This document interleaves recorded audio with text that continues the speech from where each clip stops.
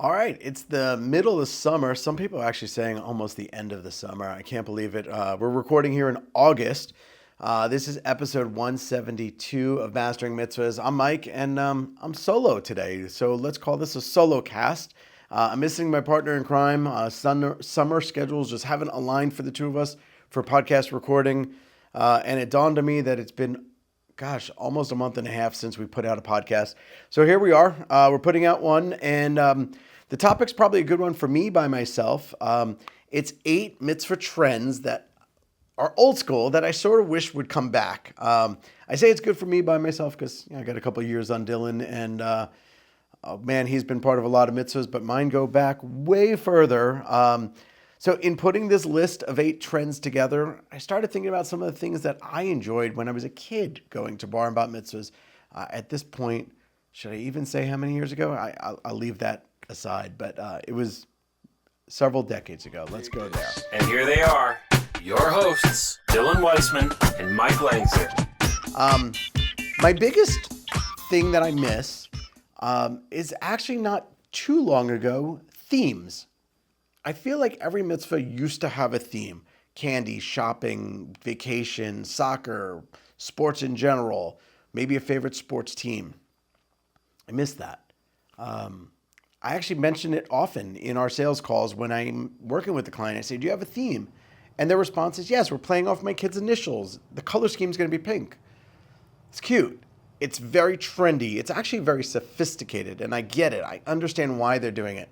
The whole party is branded upon the guest of honor. But I think it's missing something that we used to love, and that was being able to personalize a party around a custom theme. I don't know, giving an example of shopping. Every table was a centerpiece for a different store, a favorite store of that guest of honor. Or vacation, every table was a different country that guest of honor visited. When there's a theme, it allows us to get a little bit more creative with how do we do our grand entrance. Or, Dylan and I often talk, every party should have an epic beginning, middle, and end. And when we have a theme, maybe there's a great exit that has to do with that theme. Maybe it's an around the world dessert station that, has different food inspired from every country, if it's a vacation theme. So I miss true, authentic themes. Even as a kid, I remember going to candy themed parties, and there was great candy at the very end. So I would love to see that come back. I definitely understand the sophistication now behind custom branding. But there was something very juvenile and fun about themes. So that's number 1 on my list. Number 2 on my list of trends that I wish would come back. I'm going to take a negative here and turn it into a positive. On this podcast, we talk all the time about too much swag. It's the biggest trend now. Families are just providing way too much swag.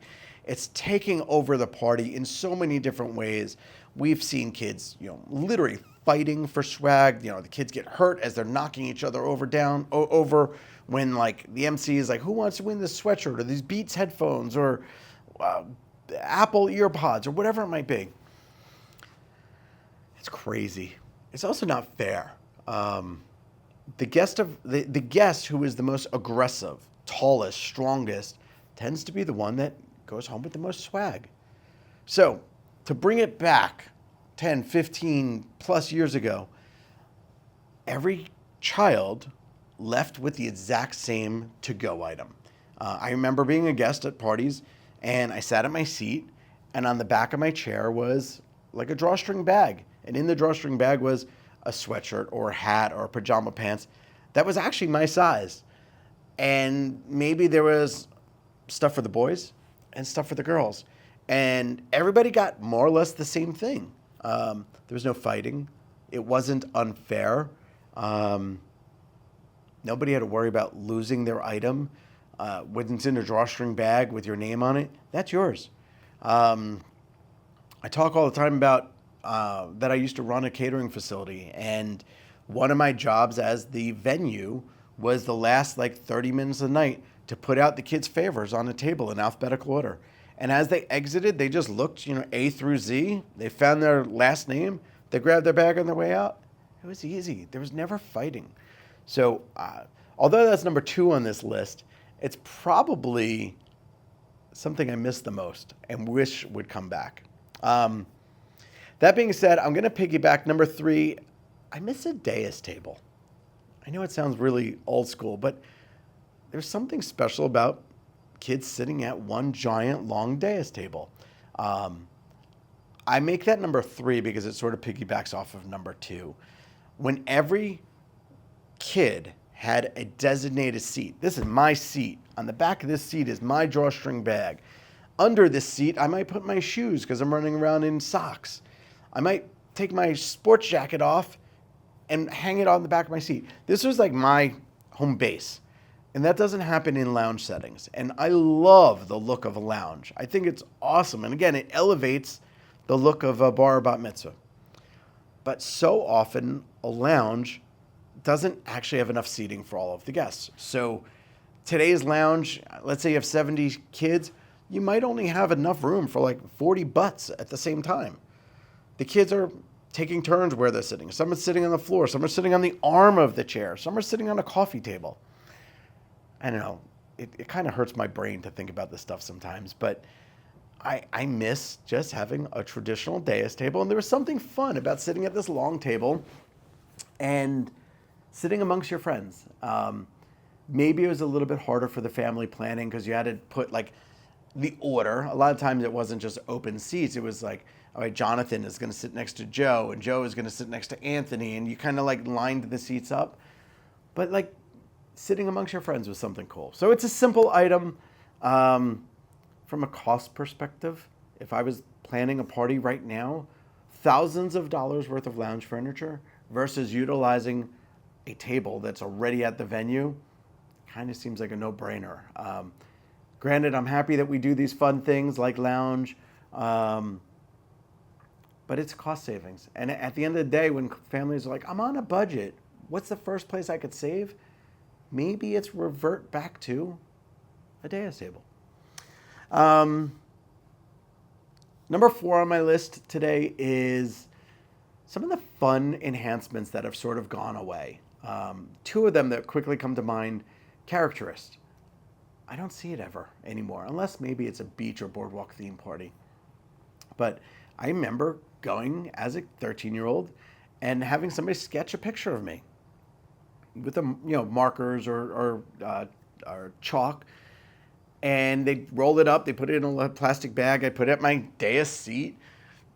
And it hung up, I don't know, in my locker or in my bedroom at the house.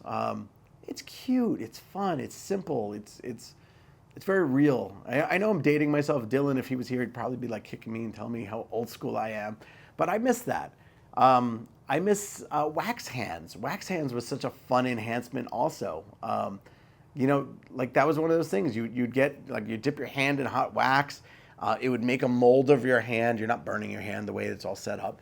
And that was one of those favors that you would take home from a party and, put on a shelf in your bedroom. And it was a memory. It was a keepsake. So, there were a bunch of fun enhancements like that are like dated now. They don't come back anymore. Like there was the viewfinders, with photo booths or photo booths that were, buttons or frames, magnets. We almost never do frames anymore with photo booths. So there was a lot of cool enhancements that truly are no longer, that maybe there's a place to come back. In fact, thinking about photo booths, flip books were one of my favorites back in the day. Like you used to thumb through like the 30 pages and it would give you like an animated photo booth take home. That was always such a fun thing. And when we started Explosive 20 years ago, that was it. That was the coolest photo booth item, and we were psyched every time we had one of those go out. Moving on my list, live musicians. I miss them. Percussion was so popular, and I'm not saying like I don't miss the 12-piece band, the 16-piece orchestra. I don't miss that. I don't miss being the guest, and there was this giant band that kind of took over. Obviously, maybe I'm biased. I'm a DJ. I love DJs. But the DJ live music hybrid, a fusion package where you have the DJ programming the music through the night, and then you have a percussionist, a violinist, a saxophonist playing over top. We do still do this, but it's more common at weddings than it is bar and bat mitzvahs. And I think it's a missing art that maybe it's starting to come back. Maybe it's just something that we forget to mention in an initial sales call. But I love the idea of having a percussion player, banging on the drums, playing along with the DJ. I feel like 15 years ago, like every party had it. It was awesome. The drummers are usually really energetic, enthusiastic. Often they go out in the crowd with some percussion style instruments. They might give somebody a cowbell. They give somebody else a tambourine. They've got like congas over their shoulders and they're playing, and it's just a fun way to liven up the music. So that's percussion. I do also really like live sax or live violin to accompany the DJ. And unless you've heard it before, it's hard to describe. But the way that these talented musicians play is they play the melody of the song. Like, it sounds as if the sax or the violin is literally singing the lyrics to the song. It's awesome. And they just accompany the music. Sometimes they're kind of even making their own like mashup live where like the DJ's playing one song and the sax or violin is changing it up in a way that is memorable to another song or is a nod to another song. So I do miss live music. I think that's a great thing that I do wish we saw more often. And maybe I should put my foot down here on this podcast, say that is something that I'm going to personally work on here at Explosive, is getting some more live music. Next on my list, I think I'm up to number 7 here, is entrance videos. We still see them from time to time. I could think back to one of the coolest entrance videos that I ever saw, and this was before I was with Explosive Entertainment, when I was running the catering facility. The videographer had gone to the family's house, and they filmed a day in the life, let's call him Jonathan, a day in the life of Jonathan. And, Jonathan was skateboarding to Hebrew school, and Jonathan was playing basketball with his friends, and Jonathan was doing all these things, fighting with his sister. But this video was a spoof, and it was that the whole family forgot that it was Jonathan's bar mitzvah. And it was so well scripted and so well produced. Jonathan goes downstairs in the morning, and his family's having breakfast like it's just a regular day. And Jonathan's like, hey guys, hello, kind of a big day here. And they're like, whatever, no big deal. And they kind of shoo him off. And then Jonathan gets on a skateboard and he goes to temple, and the rabbi's like, oh, what are you doing here? And he's like, Rabbi, it's an important day. And then like the screen goes black. And there were all these funny things. And then he wakes up and it was just a bad dream. It's his bar mitzvah day. And then all of a sudden, Jonathan came skateboarding in for his grand entrance, and it tied in the whole theme. It tied in everything about this video. It was so real. This is a memory of mine from probably 25 years ago now. Nowadays, so many clients are investing in giant video screens. TVs just keep getting bigger and bigger and bigger. I wish that we did more entrance videos. Shout out to all the videographers that are out there that are creative and coming up with these entrance videos. They're a lot of work. We totally get it. But they're so cool. And families, I think it's worth the investment. It is a keepsake forever. They should be short, 2 or 3 minutes in most cases. I've seen some great videos. I also could think of one where,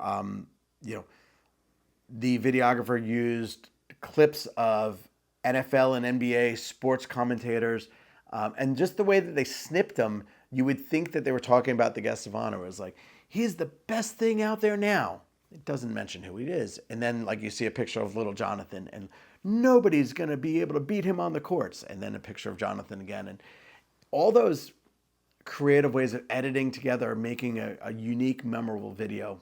Big shout out. Big shout out. Actually, that was number 6 on my list. My last 2, I said I had 8 tips. My last 2, memory candles.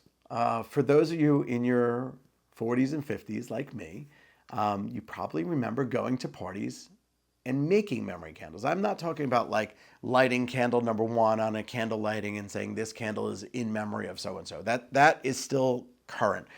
But us kids, we're a little destructive maybe, but one of the fun things that we used to do is make a memory candle.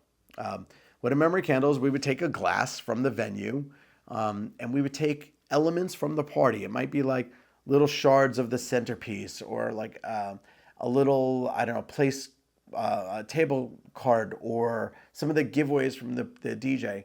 And we would put them in the glass, fill the glass with water, and then we would melt crayons over the top to make like a sealed top to it. Yes, we as 13-year-olds probably shouldn't have been playing with matches. We probably shouldn't have been in the bathroom at a venue doing this for 15 minutes. We probably should have been dancing. There's a lot of reasons actually why I don't like memory candles. I'm kind of glad they're not a thing anymore. But it's a memory of mine from going to Bar and Bat Mitzvahs. It's something that I miss. And I will take a stab and say that those of you watching this podcast, if you're in your 40s and 50s, if you had a Bar and Bat Mitzvah, you might still have your memory candle from your party. That's the part that I miss. So maybe it's not the physical item itself, but the fact that a group of your friends at your party collaborated on making something innocently as a keepsake from your own party. That's what I miss. It's so real and it's meaningful. So yeah, kids, don't play with matches. Don't burn down bathrooms. Don't be burning crayons. But like, what a cool keepsake and a fun memory of mine, a fond memory of mine. Last but not least, number 8 on this list, I wrote it down in big, big, big, bold letters. I miss not having cell phones. Yes, I could say that.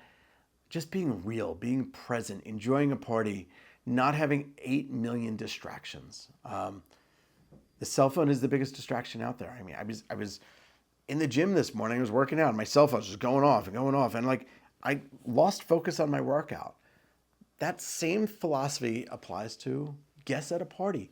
If you're in it, you're dancing, you're celebrating, you're talking to guests at your table, and then your cell phone goes off, you totally lose train of thought. I miss having 4 or 5 dedicated hours to a party with no interruption. Right now, everybody feels like they gotta take pictures of themselves and pictures of their friends, and we gotta make a reel and we gotta post it instantly on social and all this stuff. It's taking people away from being present. It takes time to make these reels, to make these posts, to tag all the right people. I know I'm atrocious at it. Being present is such a cool thing. And some people are trying, I've heard of like the cell phone check, people go into parties and like you literally like check your phone like you check your jacket. But like in this day and age, people don't want to do it. They don't want to part with their phone. They literally they get the shakes a little bit by not having their phone on their body for that many hours. While it's definitely not a trend that's going to go back, I just want to say I miss that. So I hope you enjoyed this episode. This is episode 172 of Mastering Mitzvahs. I do promise we're going to get better. We're going to film some more episodes of this podcast. I set out the goal that we were going to hit episode 200 this year. We're going to have to go on like rapid fire to get there. But we love doing these podcasts. These are 8 trends that we want to bring back from old school mitzvahs. I'm Mike Langsner on behalf of Explosive Entertainment. Thanks for tuning in, and we'll see you soon.